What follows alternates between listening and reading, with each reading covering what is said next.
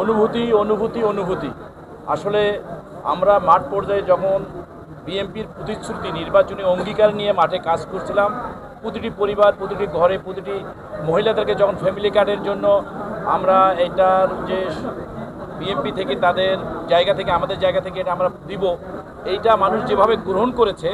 আমাদের প্রতিপক্ষ একটি দল আছে, সেই দলটা জামাত ইসলাম, তারা প্রতিটি পরিবারকে, প্রতিটি মহিলাদেরকে বলেছে এটা ফ্যামিলি কার্ড কখনোই হবে না,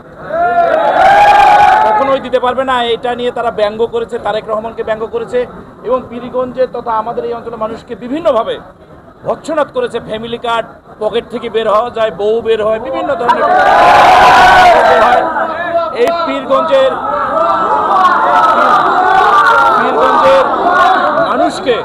পীরগঞ্জের মানুষকে এইভাবে, মহিলাদেরকে এইভাবে যে মানে তাদেরকে অপমান করেছে, ভৎসনা করেছে, এটা আমাদের হৃদয়ে দাগ পড়েছে। আমার এই পীরগঞ্জের বোনদের, এই মাদের যারা ভৎসনা করেছে, আল্লাহর তরফ থেকে আজকে এই ফ্যামিলি কার্ড দেওয়ার মাধ্যমে আমার এই মাদের, আমার বোনদের এই ফ্যামিলি কার্ড পাওয়ার মাধ্যমে আল্লাহর শুকরিয়া আদায় করি। হে প্রভু, তুমি আল্লাহ আমাদের ইজ্জত রক্ষা করেছো, পীরগঞ্জের ইজ্জত রক্ষা করেছে, পীরগঞ্জের মাদের ইজ্জত রক্ষা করেছে। আসুন পীরগঞ্জকে গড়ি, পীরগঞ্জের মাদের ফ্যামিলি, প্রতিটি পরিবার ফ্যামিলি কার্ড দেওয়ার মাধ্যমে আগামী দিনে পীরগঞ্জের আমাদের প্রিয় নেতা তারেক রহমান যে বক্তব্য দিয়েছে, যে প্রতিশ্রুতির কথা করেছে, যেভাবে বাংলাদেশের মানুষকে অ্যাকোমোডেশন করেছে, যেভাবে ফ্যামিলি কার্ড, কৃষি কার্ড, খাল খনন, 10,000 টাকা কৃষি ঋণ মৌকুব সহ, বৃক্ষরোপণ সহ প্রতিটি উপজেলায়, প্রতিটি জেলায়, প্রতিটি অঞ্চলে স্বাস্থ্য